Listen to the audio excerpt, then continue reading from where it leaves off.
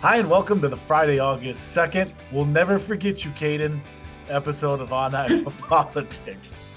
This week on the podcast, a potential Kamala Harris mate speaks in Iowa, and Iowa U.S. Senator Chuck Grassley investigating the assassination attempt on former President Trump. Hello, everyone. I'm Erin Murphy, the Des Moines Bureau Chief for the Gazette in Cedar Rapids. With me this week are the new and temporary full roster. Gazette Deputy Bureau Chief Tom Barton is here. Hello, Tom. Hello, Erin.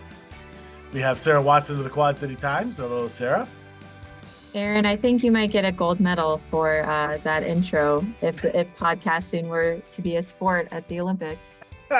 I appreciate that. And I'll remind you that it's not a gold medal, but we did get a first place at the INA Awards, which is just as good as a gold medal. Jared McNett of the Sioux City Journal is with us. Hello, Jared. Erin, I'll be pulling double duty today. For this episode of the podcast, I'll be portraying myself and also Caleb. So, greetings, Erin. Well done. And finally, back after a brief hiatus is Gazette columnist Todd Dorman. Hello again, Todd. Hello. All right.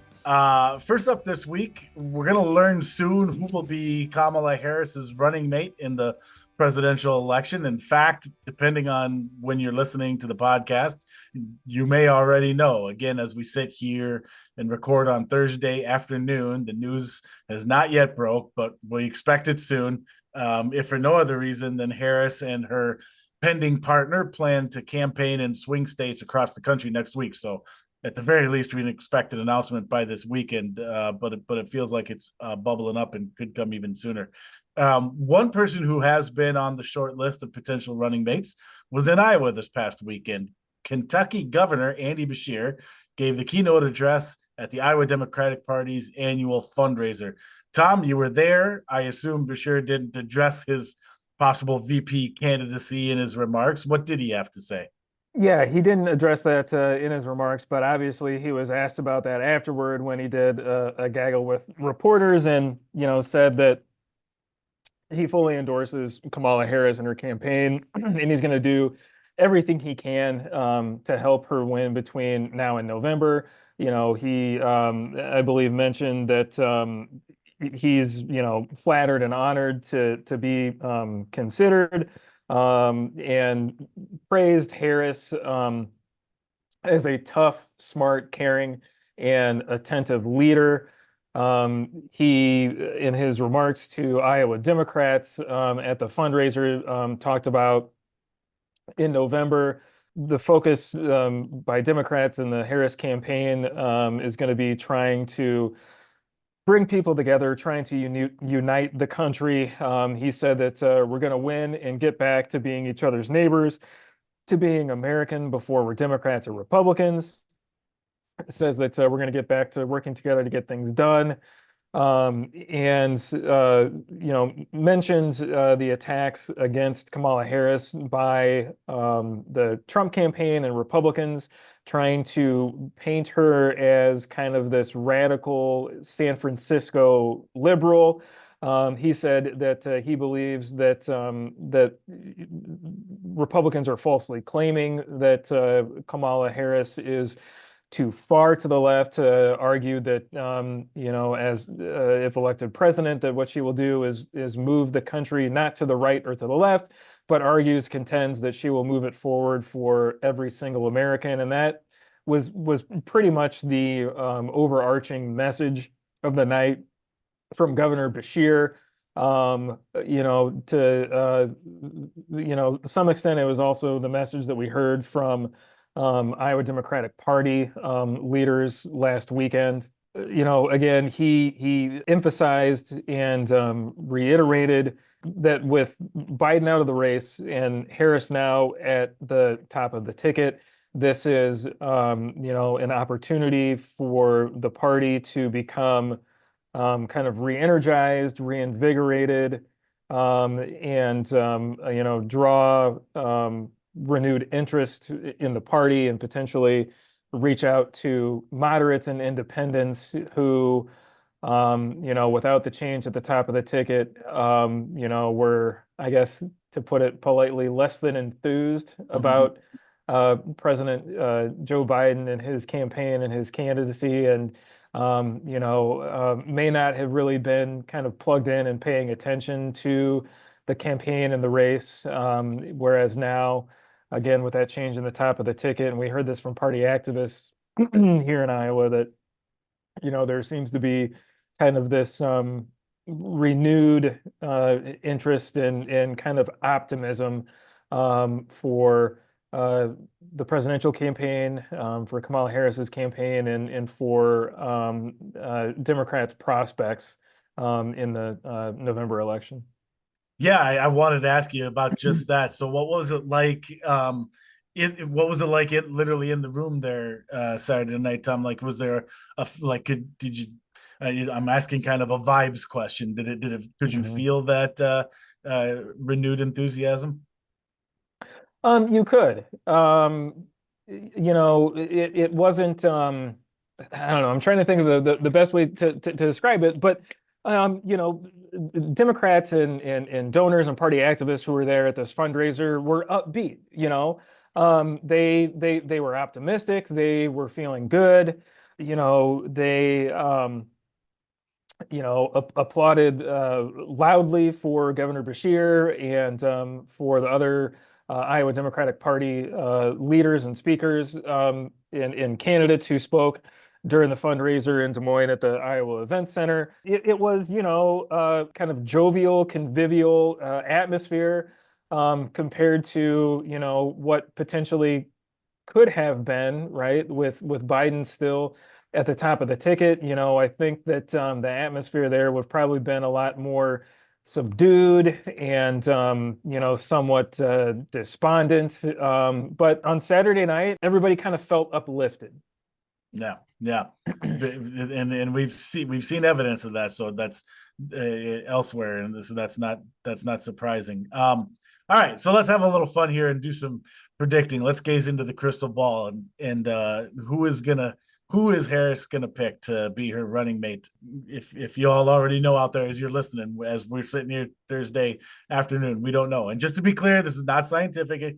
This is not based on inside sources or knowledge or any of that. At least as far as I'm concerned, maybe you all have someone at the National Party that feed me info, but these will just be the best guesses of some folks on the local beat. Jared will give you first crack, and we don't have to all feel like we're picking a separate name. If we all agree, so be it. Who do you think Kamala Harris is going to pick, and why? Of the options that have been bandied about the most, it seems as though the one that like conservative Democrats and moderate Democrats are biggest on is Pennsylvania Governor Josh Shapiro, since Pennsylvania is probably going to be the tipping point state again for 2024. And of course, another one that's come up and not too far behind him is Arizona Senator Mark Kelly, also from a swing state and a guy with an impressive resume as an astronaut and a Navy pilot. And then it seems like the more progressive Democrats are most excited about Governor Tim Walz of Minnesota. I think the pick is going to be Shapiro. Going after Pennsylvania just seems like too great of a temptation. And I went back because I was curious and checked on this. And here's the record for VP candidates in elections. Not that having someone from a particular state guarantees you're going to win that state, but in 2020, Mike Pence and Kamala Harris both won their home states as VPs or VP candidates. 2016, Pence and Tim Kaine both won their home states. 2012, Paul Ryan lost the great state of Wisconsin. Biden won his home state. 2008, Biden won Delaware. Sarah Palin won Alaska. 2004, Dick Cheney won Wyoming. John Edwards lost North Carolina. 2000, Joe Lieberman won Connecticut. Dick Cheney won Wyoming. And then 96, Al Gore won Tennessee, and Jack Kemp lost New York. So that's the most recent history of VP candidates and how they've done with their home states. So not a bad track record if you're picking a VP for that reason. Yeah, that was interesting. That's good stuff. So one for Shapiro. All right, who wants to go next? Sarah, give us your pick. I was also going to say Shapiro. It seems like he's a fairly popular governor. I think I read about a 60% approval rating in a pretty deeply divided state. So that's, I think, probably a good sign. Also, Kamala Harris's first rally is going to be in Philadelphia, apparently, according to national news reporting, with her running mate. And so I know there was some reporting that campaign officials cautioning not to look too far into that, but that would certainly be a good place to roll out the Pennsylvania governor as your VP. Of course, it would be kind of fun to have a Midwesterner on the national ticket with Governor Tim Walz, just to the north. But yeah, I think it's probably going to be either the Pennsylvania governor or the Arizona senator, if Kamala Harris takes into account more of her, personal relationships with. She's worked in the Senate, but I'll go with Shapiro.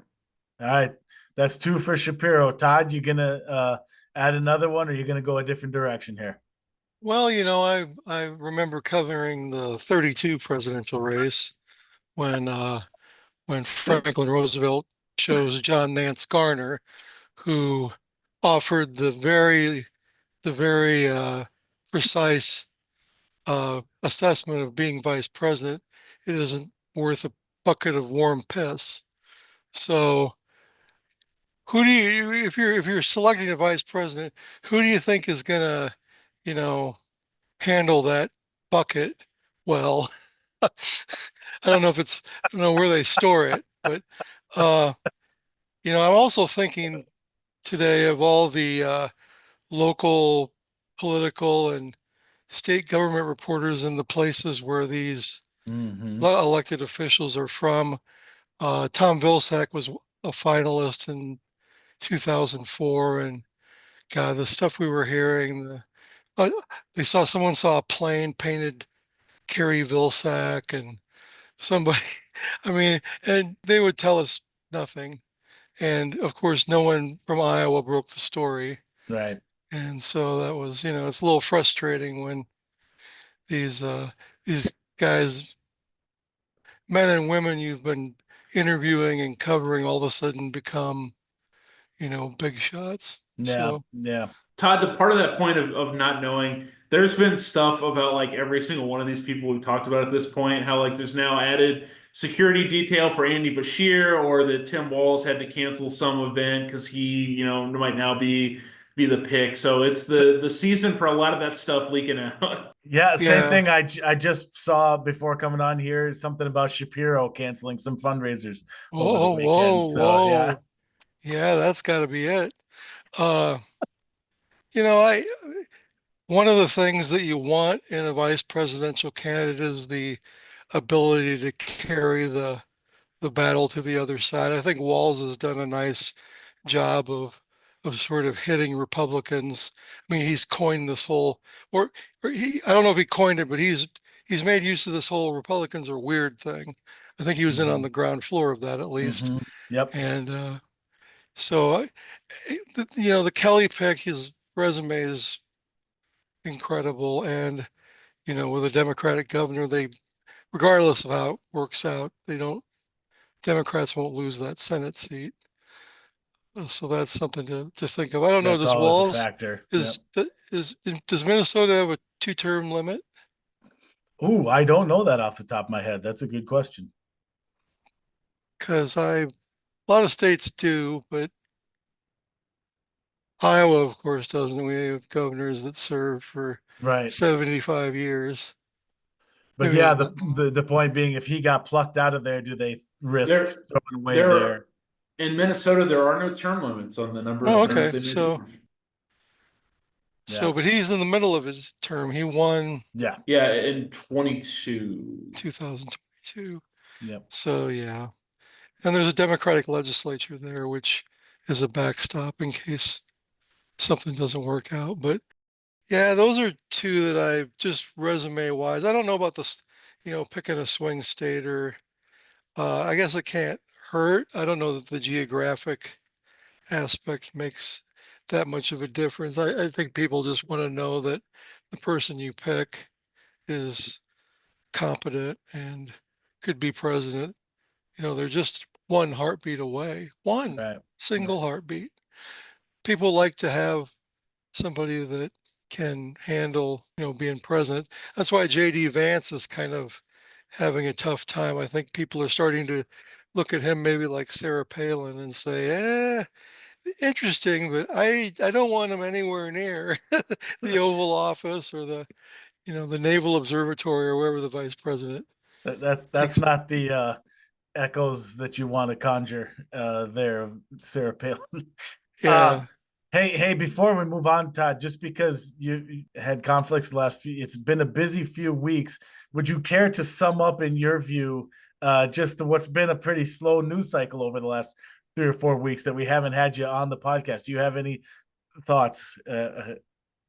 Well, I thought that the assassination attempt against Trump was going to solidify his status as the probable winner, but then, of course, so many things happened within the next week that it's almost like no one remembers that someone shot at him. It's It's the weirdest amazing. thing. It's I guess if you can amazing. forget January 6th, you can forget, whatever date that was. July 13th. July I haven't 13th. forgotten. My birthday, so it's really hard Oh, for there you me go. to There you go. forget that when that happened. Wow. 7/13. So yeah, and I also didn't anticipate that. I mean, I think Kamala Harris is a very popular person within the Democratic Party, but I was a little bit shocked to see the immediate enthusiasm of everyone just rallying around her and I thought there might be a little bit of a convention drama situation, but Yeah. it's going to be another infomercial like usual, unfortunately. I'm with you, and I said this on one of the recent podcasts, Todd, that I'm amazed, like you, at how fast that happened, and if for no other reason, then it's amazing to see that many Democrats agree on anything.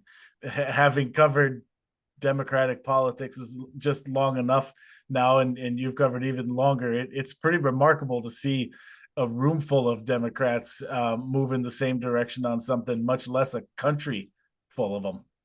Well, Trump will do that to you. Yeah, I suppose. It's if you really, really, really don't want him to get elected, and I think a lot of Democrats really, really don't, including some Republicans. You got a candidate now, young, not frail.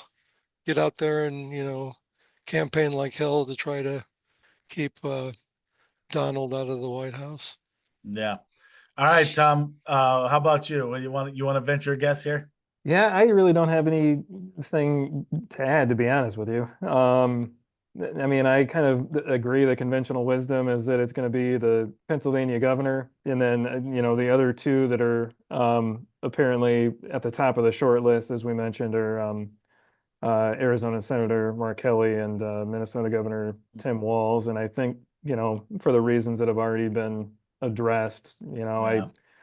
I think that of those three, Governor Shapiro probably has the edge or the advantage. We also heard that Transportation Secretary Pete Buttigieg potentially is also being considered as a running mate. Coming from Michigan, that's a state that is in play. Maybe not as much to a degree as Pennsylvania, but I do think that Secretary Buttigieg, has been, I think, the most effective communicator for Democrats in this party.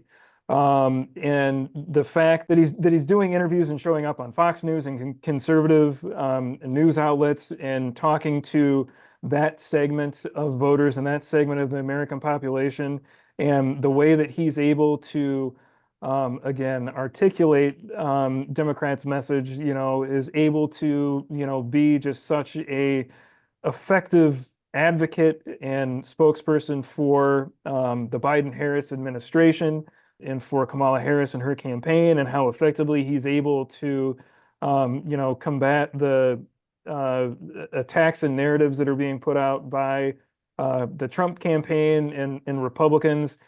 I just personally think he would be a fantastic VP pick. I think that he would be a strong running mate for Kamala Harris, and would be able to soften some of her edges, or at least kind of disquiet some of the, concerns and reservations, that we're hearing about Vice President Harris and her campaign, and some of the criticisms that have been lobbed at her, both by Democrats and Republicans. Again, for the reasons that Sarah and Todd and Jared have said, I think probably right now the safe money is on Governor Shapiro. To that end, because I like checking this sometimes, I checked the political betting markets because I like to see Ooh. where people are putting their money. And the safe money, in fact, is on Shapiro by a There you decent go. amount. It's 74 cents to the dollar for Shapiro, 15 cents to the dollar for Andy Beshear, Kentucky governor, 11 cents for Mark Kelly, 8 cents for Tim Walz, 4 cents for Buttigieg, 1 cent for J.B. Pritzker from Illinois. Oh yeah, yep. And 1 cent for Kamala Harris, as well as 1 cent for Michelle Obama and Hillary Clinton. There's your underdog place. Get your Yep. bet in now. Yep. If that one hits, you'll be rich. Where's Tulsi Gabbard on that list? Is she Not, others receiving votes. others receiving a vote? Or Marianne Williamson? Where yeah, are they? yeah. Where are they? We'll have to Nation consult calls. we'll have to consult the crystals for Marianne Williamson. Speaking of Tulsi, is that billboard still up? Do we know? Ooh, I don't think either of them are. I'm trying to visualize. There was 2 of them in Des Moines, and I'm trying to visualize the last 2 times I've driven past those area. The one in Johnston, near where I drive by when I'm going to Iowa PBS, for sure is down. The one south of Ankeny, I don't go that way as often, but now I'm way home tonight and I'll report back next week. I think that one's going too, but I'm not as positive. God, that was amazing. Those were up forever. Yes. Well, and if the one on I-80 is still there, then it's basically become a landmark. How much further to Des Moines? Well, we're at the Tulsi Gabbard sign, so that means Go down to the Tulsi Gabbard sign and then you take a left. Tulsi means you're almost says you're almost there. Yeah. If you've hit Tulsi Gabbard, you gone too far, turn around and go back to Oh, amazing. Yeah, I'm gonna bring it home in the most boring possible way here and say Shapiro too. I'm a chalk guy. My in March Madness brackets have all number 1 seeds. I think he's the most likely one. Tom stole my dark horse pick. I was gonna toss Pete Buttigieg out there as and again, that's not based on insight. It's for the reasons Tom said. Now I suppose Kamala Harris could decide, hey, Pete Buttigieg can continue doing that. He doesn't have to be my running mate to be an effective communicator. He could still go on Fox News for me every weekend. So, but for the reasons Tom said, I thought he would be an interesting one. So we'll see. And who knows? I may refresh Twitter once we're done here and find out that we already know. All right, moving on. Iowa Republican U.S. Senator Chuck Grassley has been fairly dogged in his investigation into the circumstances surrounding the attempted assassination of former President Donald Trump at a campaign rally in Pennsylvania on July 13th, Jared's birthday. Tom, you covered this one as well, so you can get us started again here. What is there anything new this week that Chuck Grassley unveiled that he has learned and he's pressed the myriad federal agencies on this? So we haven't learned too much more outside of the text messages, the police body camera footage, and the after action report that Grassley obtained and provided to the New York Times, which they reported over the weekend. It still kind of provides, at least as of now, as of today, the most detailed picture yet of the security failures surrounding the shooting at that campaign rally in Butler, Pennsylvania. Senator Grassley this week called for answers over the communication breakdown between Pennsylvania law enforcement and the Secret Service that led to the assassination attempt on former President Donald Trump. There was a Senate hearing on Tuesday with the FBI and the Secret Service. I was able to ask Senator Grassley kind of his thoughts on the testimony and what his takeaway was from that. He said that I guess his biggest takeaway is that the Secret Service has indicated their commitment or made a promise to be more transparent as they tried to put the pieces together and kind of delve into all of the security failures and find out kind of where the gaps were in terms of their planning, their communication, their policies and procedures. Senator Grassley said that he was heartened to hear that. And hopes that in some way he kind of forced kind of this new transparency from the Secret Service through the videos and text messages that he released that were given to him by local law enforcement. He said that he was pleased by the answers that were given by the acting Secret Service director, whose name is escaping me, but took over when Kimberly Cheadle resigned over kind of mounting backlash and criticism over her, evasive answers to congressional lawmakers during a hearing, I believe, before a House committee. Senator Grassley acknowledged that the Secret Service, is getting a lot of heat. And because of that, feels that they're being more cooperative, but said that there's still a lot of questions that aren't answered and is still hoping to learn more from both the FBI and Secret Service about what exactly transpired leading up to the near assassination of Donald Trump. He noted that the text messages and the video, the body cam footage and the other documents, that those were all provided to him because local law enforcement units in Butler County, Pennsylvania, were feeling like they were kind of being left out to dry. And so that's how he kind of got his hands on those documents and that information and made them public again to kind of put pressure on both the Secret Service and FBI to cooperate with his requests and requests from other congressional lawmakers for information on the planning, the communication, everything leading up to that campaign rally. Yeah, that's it. It's so much interesting stuff. And by the way, I had to look it up myself. Ronald Rowe Jr., acting Secret Service director, for the record. So let me open this up to everyone here. I won't pick a name and go down the line. I just wanted to revisit this a little bit because we touched on it a little bit early in the immediate aftermath of that, and I thought it'd be now with a few weeks of learning more about, a little more at least, about what went on for all of us who have covered these events with Secret Service security. Again, we're just amazed at how this happened, how this guy got that close to the former president. I'm just curious to y'all if anybody has any thoughts based on what more we've learned in the last few weeks that it has struck you as we've as this has all unfolded. The thing that struck me the most, as we've learned again from the documents that were released by Senator Grassley, is that there was clear communication between local law enforcement and the Secret Service, where local law enforcement officers knew of and communicated the presence of the deceased gunman to their federal counterparts more than 90 minutes before he climbed onto a roof of what's known as the AGR building and fired 8 rounds toward Trump. I mean, the fact that,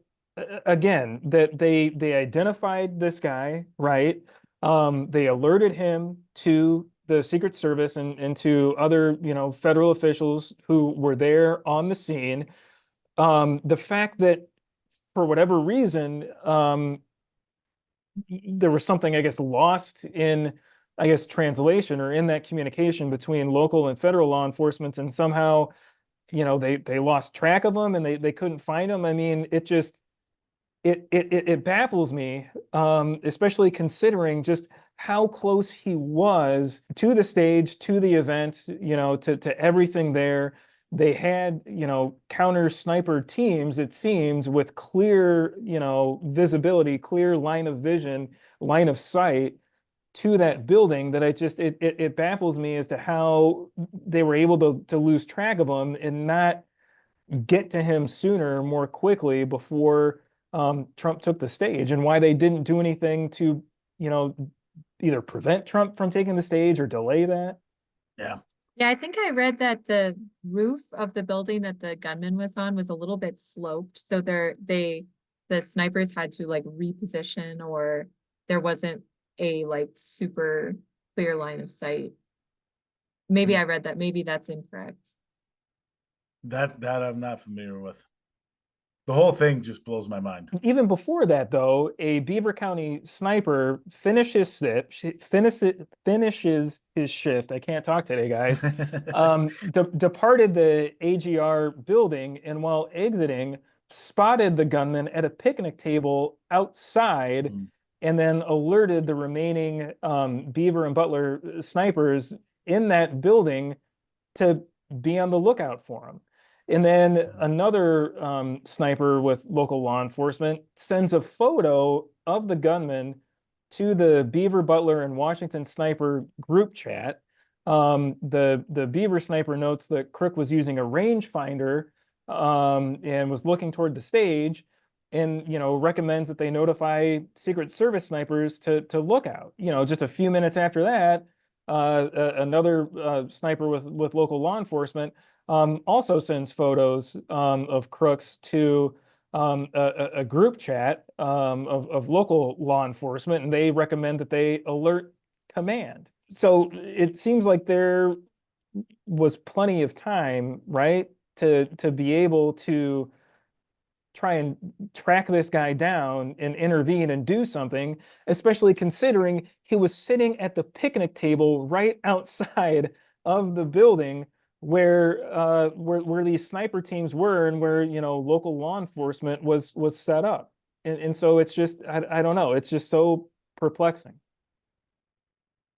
Yeah, I don't know what stuck out to me is just how that building was not within the parameter. It's a clear line of sight to the stage. It's, a high point, it's really surprised me. And I think a lot of people in this security industry of like, how is that building left unguarded, or how is that left out of the plan? Yeah, that's a good point. We talked about how, well, part of the reason this happened is because it was outside the Secret Service, area, and was left to local law enforcement. Well, why was that the case? Maybe it shouldn't have been. And I don't know if that's a personnel equation or what. I will note that one of the first things I said on the podcast, and I'm going to pat my own back here a little bit, was that I assume this is the last outdoor rally of the season. And I see that the Trump campaign recently said that they're probably going to stop doing outdoor rallies. I think that's probably a smart play, at least for the rest of this election, for this exact reason that we're discussing here with these boundaries. Well, when you're inside the building's boundary, you don't have these possibilities. And again, the reason we're also amazed by this is Secret Service details are typically so tough to and so thorough. When you're inside a building, it really is hard to get around that stuff. I don't see how you could, honestly. And so it does look like one change they're going to make. Yeah, and just to Sarah's point, I just remember this. So during that testimony with the joint Senate hearing on Tuesday, the acting director of the Secret Service said Tuesday that he cannot defend why the roof used by the gunman was not secure. Yeah, there you go. Todd, what's the security like for Pints in Politics? Are we good to go there, or We're we basically just, in order to have a crowd, we start pulling people off the streets. We, we hang out places where people congregate and just Then just start talking. and just, firmly but politely tell them to get in the van so that we can have them come to Pints and Politics. So security, no. Yeah, not as big a deal. By the way, one of those coming up, right? Next week. Am I remembering right? Yeah. August 8th, Millstream Brewing in the Amanas. There you go. We should do a better job of plugging that thing here on the podcast. We don't who writes these scripts? Fire that guy. Get someone who does a better job in here. Well, Hey, I think Erin. yeah. Sorry, go ahead, Bailey. Can you just tell us what Pints and Politics is? I can. That's a good point. I assume most folks listening to probably know, but that's a really good point. Just in case, Pints and Politics is mostly monthly, right? Not necessarily every month, but most months there's a Pints and Politics in the Cedar Rapids area where a group of panelists gets together at a local public space and discusses the political issues of the day. And Tom or Todd, correct me if I'm wrong at any point here, but usually it's the two of you and our Althea Cole, and then it's a partnership with Iowa Public Radio. So Ben Kiefer moderates in another heartbreaking personnel recent action. Erin Jordan of the Gazette used to be a co-moderator. Erin has moved on, and so there may be a horrible fill-in for her in the meantime, in yours truly. And then the audience obviously listens to the discussion and is invited to participate through asking questions. Tom and Todd, did I do a good job here? Did I leave out any details? We cover national, state, and local issues, with opportunities to zone in on the latest headlines. Participants, are asked to submit questions. We take a poll of the audience, and it's just a great time to enjoy with some of their favorite reporters and columnists and talk everything Iowa politics. And enjoy a drink or two while you're And at it, enjoy right? a Because drink. it's usually at a local facility that provides such a service. So the next one again, a Thursday the 8th, and say it again. Where is it, Tom? Millstream Brewing in the Amanas. There you go. That'll do it for this episode of On Iowa Politics. If you're not already, please subscribe to us on your streaming service of choice or on YouTube, where you should also smash that like button. You also can find the podcast each week on your preferred Gazette or Lee newspaper website. And now that you listen to the On Iowa Politics podcast, make sure you're also subscribed to the On Iowa Politics newsletter, where every morning in your inbox you'll receive all the latest politics and government coverage from our team. You can subscribe to that free newsletter at the Gazette's website, thegazette.com. And lastly, don't forget that the work of everyone you heard here today can be found on the pages and websites of the Quad City Times, Muscatine Journal, Cedar Rapids Gazette, Waterloo Cedar Falls Courier, Mason City Globe Gazette, Council Bluffs Daily Nonpareil, and the Sioux City Journal. For Tom Barton, Sarah Watson, Jared McNett, Todd Dorman, and our producer Bailey Cheehan, I'm Aaron Murphy. Be well and be good.